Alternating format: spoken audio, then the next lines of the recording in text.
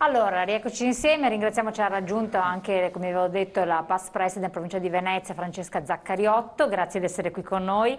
Presidente, io darei la parola al Presidente Zanon, perché abbiamo visto quelli che erano i dati così a livello generale, qual è lo spaccato, voi avete fatto anche delle valutazioni dei bilanci e delle proiezioni, insomma. Ma è chiaro che rispetto a quella che è un'analisi nazionale, il Veneto non si discosta molto, perché poi i dati che fanno più significative di questo paese arrivano da una parte d'Italia che tipicamente vede all'interno anche il Veneto. Non siamo in una situazione dove possiamo dire di aver abbandonato i momenti di impasse e ci auguriamo, dobbiamo attendere ancora qualche mese, che quella che è stata anche nell'anno appena passato, una ripresa che durava un mese, 2 mesi, poi riscendeva, questa volta possa essere almeno per più mesi una situazione che perlomeno confermi i numeri dell'anno scorso. Probabilmente da questo punto di vista già oggi possiamo immaginare che la possibilità di freno dell'economia non sarà più quella dell'anno scorso. Non possiamo, tutti gli indicatori ce lo dicono e anche i nostri centri studi non ci vedono poter dire che la ripresa sarà così forte da poter rilanciare all'interno della domanda interna, se non con qualcosa di ulteriore, straordinario che il governo dovrebbe fare, che il nostro Presidente Sangalli domanda un giorno sì e anche il giorno dopo, e che è quello dell'abbattimento delle tasse, in modo che possa rimanere all'interno dell'impresa e soprattutto all'interno del lavoratore a reddito fisso qualche spicciolo in più da poter portare al mercato interno, perché è evidente che tutto quello che c'è di buono attualmente è spendibile come ripresa è legato tutto al mercato esterno. Da questo punto di vista quindi noi dobbiamo imparare sempre di più a smettere di immaginare che quello che è stato il momento buono ante 2008 deve ritornare da un giorno all'altro, quindi facciamoci il quotidiano sui dati di oggi, ma ancora non possiamo dire che questi dati siano fortemente innovativi, perché se ipotizziamo che arriviamo al massimo a fare 0,1, 0,2, 0,3, insomma ad essere chiari è difficile pensare che a fine mese più che uno prende 1000 e prende 1001 le cose non possono cambiare. Presidente, ma cosa dovrebbe, cioè il governo ha messo gli 80 euro, adesso c'è il TFR in busta paga, cioè cosa dovrebbe fare il governo? In fondo vi è venuto incontro? Lei mi provoca, perché gli 80 euro che ha messo il governo è stata una cosa giusta per le fasce deboli, ma sono stati presi nelle tasche di qualche altro che non aveva altrettanta possibilità di difesa o di essere in qualche modo considerato già un benestante. L'altro aspetto, quello del TFR, è una delle cose che più mi ha fatto arrabbiare, per quel poco che posso immaginare io, perché sono soldi delle imprese. Deve pagare il TFR ai suoi dipendenti? Sì, sono soldi dei dipendenti, non c'entra niente con una capacità dello Stato di fare economie. Qui noi abbiamo un senatore che rappresenta la parte più sensibile rispetto ai problemi di tutti i giorni dei cittadini, e non rappresenta neanche quel momento euforico che ogni giorno noi ci vediamo nella TV da parte del Presidente Renzi, ma è molto più moderato e estremamente più accettabile nell'analisi dei problemi. Ci sono dei veri problemi, nascono da moltissimi anni di un'Italia che ha governato sopra le righe, però non si può dire che abbiamo oggi risolto neanche una parte di quelle che sono i veri mali strutturali del Paese. Non si è ancora tagliato dove si deve tagliare, si è iniziato ad analizzare, si parlava prima di spending review legata a Cottarelli, ecco io mi auguro che quando alla fine tutta la ricognizione sia fatta si vada a incidere in tutte le parti che sono a costo superiore alle entrate, perché c'è ancora una spesa pubblica che non prevede la possibilità di investire seriamente sull'innovazione del Paese. Continuiamo ancora a lavorare per cose che sono già decotte. E questo è così. Direttore Confapi, lei rappresenta comunque anche le piccole aziende del territorio, lo spaccato che ha fatto il Presidente Zanon è chiaro, quindi ribadisce un dato di fatto, quindi la situazione è tale quale. Voi come state vivendo la situazione? C'è un po' di ripresa per le aziende? Peraltro Elena, mi stavo chiedendo, perché la Confindustria si era espressa chiaramente sul fatto, adesso Squinzi tenda un po' a tornare indietro, era stato poco prudente, ma l'associazione piccoli industriali, ma infatti non per niente qua, non per niente qua. Ma guarda, io rappresento una categoria che non ha grandi aspettative da parecchi anni nei confronti. Disillusa allora. Assolutamente sì, assolutamente sì. Quindi, e pertanto abbiamo anche smesso di piangere la crisi da parecchio. E se, senza entrare nel merito della politica che non ci appartiene, è evidente che i segnali di una ripresa generica si vedono, ma ricordiamoci che la nostra economia sta in piedi anche grazie alle interazioni con i nostri paesi limitrofi, con le altre economie occidentali, un mondo che non si è fermato, anzi è ripreso, e noi, viva Dio, beneficiamo anche dell'onda lunga della ripresa delle altre economie mature. Sicuramente questo gioca la sua parte. Dopodiché i provvedimenti recenti del governo, non è neanche corretto lamentarsi a prescindere, evidentemente un clima di moderata fiducia effettivamente oggi si respira, dopodiché vediamo anche dopo Ma dovuto a cosa? manovre. Quello che si vuol capire, perché, sa perché? Perché ci sono imprese che sorridono, per fortuna, e che grazie a Dio anche assumono, però poi andiamo a scandagliare bene e facendo una piccola indagine vediamo che sono quelle che sono aperte all'export. Poi ce lo diranno o no.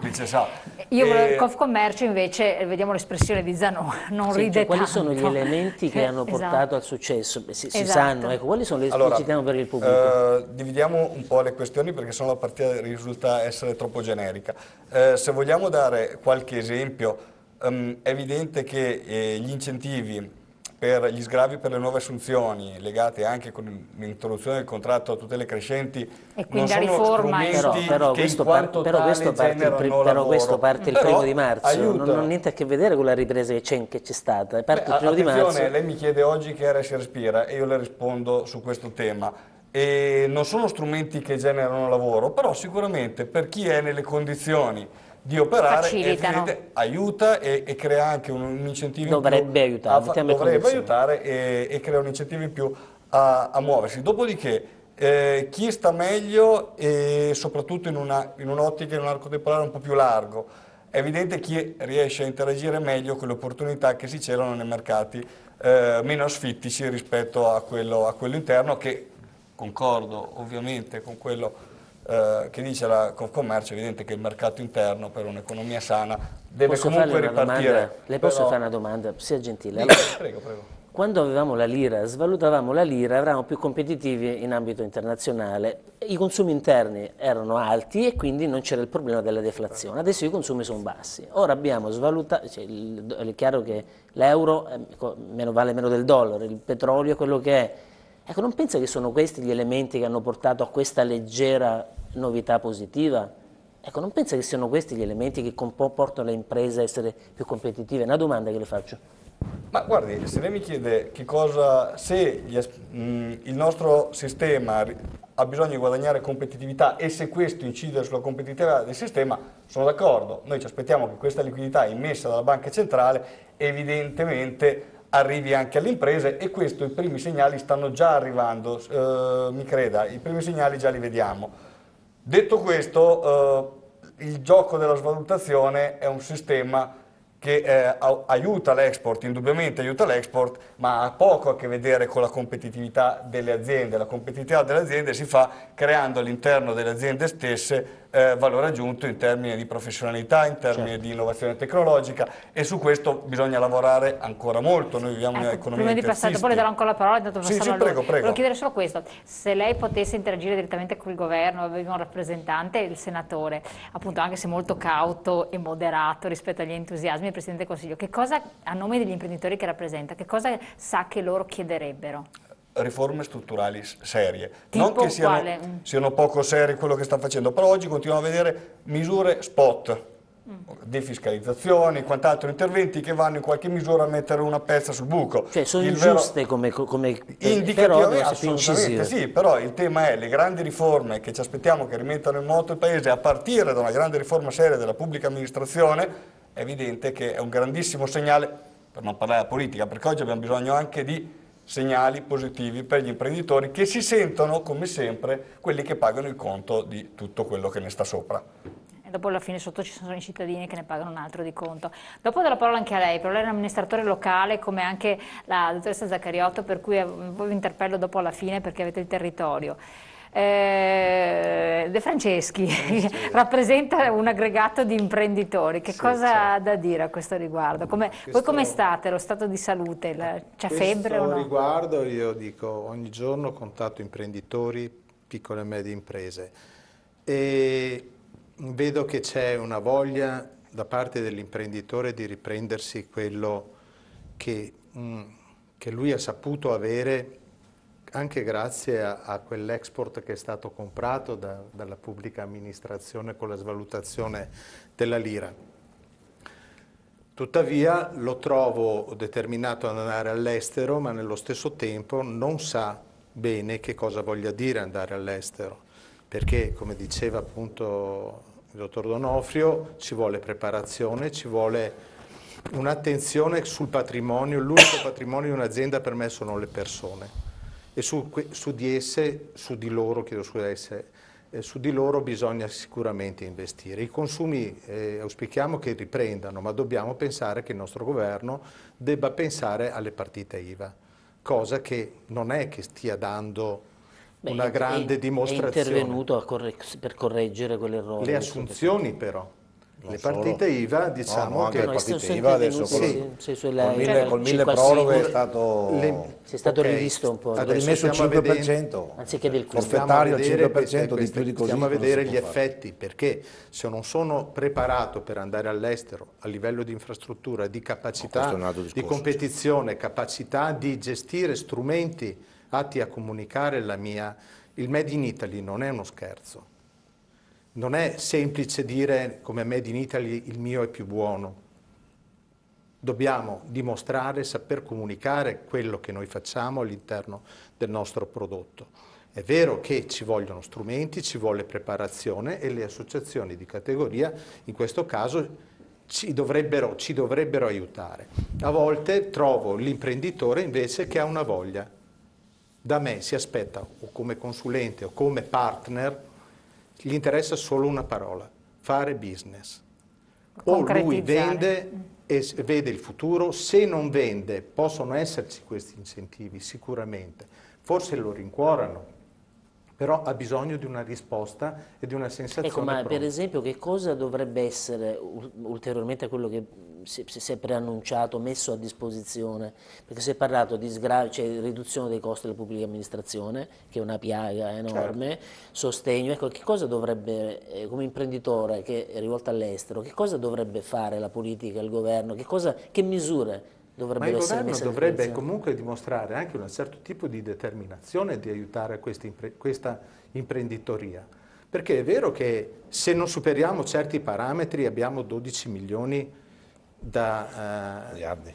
72 miliardi di tasse. Sì, ma il PIL del nostro Stato sono 800 miliardi. Su 800 miliardi c'è dentro anche, ci sono altri valori dove c'è la corruzione all'interno, ci sono sintomi che noi leggiamo ogni giorno. Leggiamo l'imprenditore che con 95 centesimi gli chiudono addirittura per giorni l'attività commerciale, quindi rinunciamo al suo PIL, glielo chiudiamo, così non produca più bene, e nello stesso tempo non tuteliamo comunque queste attività imprenditoriali proprio per dire: ti aiuto, ti guido, ti rappresento in una certa maniera.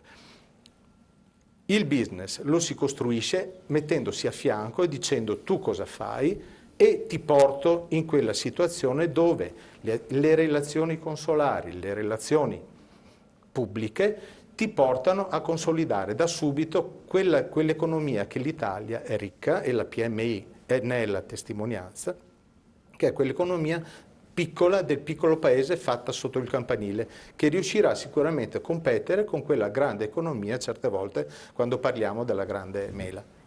Gonzato, nicchiava. No, stavo dicendo di sì.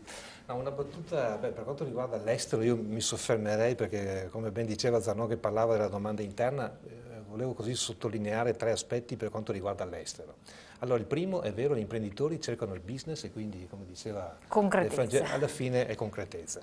Il governo, io penso, possa fare alcune cose, ma non le può fare tutte. Ci sono degli altri player che devono essere messi in campo, e questi per esempio? Sicuramente ne cito uno per primo, che sono le banche.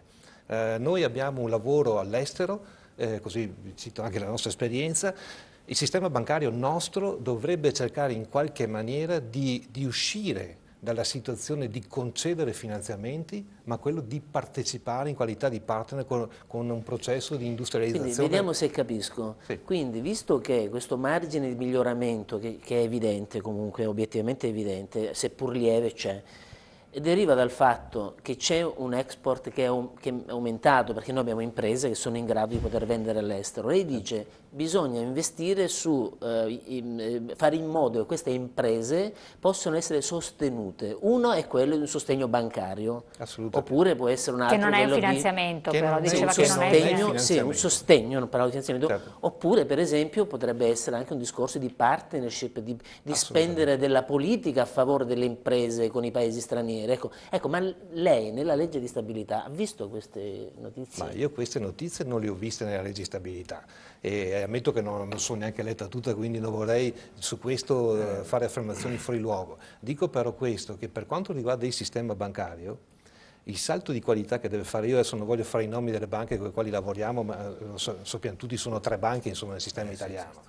Allora dobbiamo uscire dalla logica degli uffici di rappresentanza all'estero. Allora voi sapete, chi di voi va all'estero spesso vede le nostre banche e in alcune situazioni abbiamo gli uffici di rappresentanza. Ecco, gli uffici di rappresentanza non sono utili all'impresa e invece è utile quando il nostro sistema bancario o fa acquisizioni bancarie o gli sportelli, quindi con capacità di gestione del conto corrente, perché poi l'imprenditore che va in Bosnia piuttosto che l'imprenditore che va in Russia ha bisogno di operare concretamente, cioè riproporre all'estero il modello che ha qua. Se non ha il partner finanziario che lo accompagna, questo direi è un problema. Sì, però per le maggiori banche hanno gli sportelli all'estero, gli uffici di rappresentanza, forse in alcuni stati. Sì, in alcuni stati. Sono, sì. Per via di questioni forse anche politiche, di stabilità politica può essere. Se noi vediamo i paesi più vicini a noi, qua mi rivolgo al collega delle piccole e medie imprese, perché poi anche qua, guardate, noi facciamo la battuta, quando, non so se mai c'è il tempo di una replica, ma quando parliamo di internazionalizzazione e ci rivolgiamo a un'impresa che deve partire, intanto il percorso noi diciamo minimo e triennale,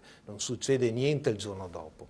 E allora se prendiamo il compasso, diciamo spesso 3 ore di volo, 4 ore di volo, il primo mercato è questo nostro vicino, il Mediterraneo, a parte adesso tutto quello che sta succedendo, e i Balcani, quindi vuol dire Bosnia, Serbia e Russia. Se noi facciamo, diciamo, li accompagniamo, lì, e alcune banche hanno gli uffici, si riesce a operare. Io poi, se mi consentite una battuta anche su questo, cosa può fare, diciamo, più che il governo, le nostre istituzioni?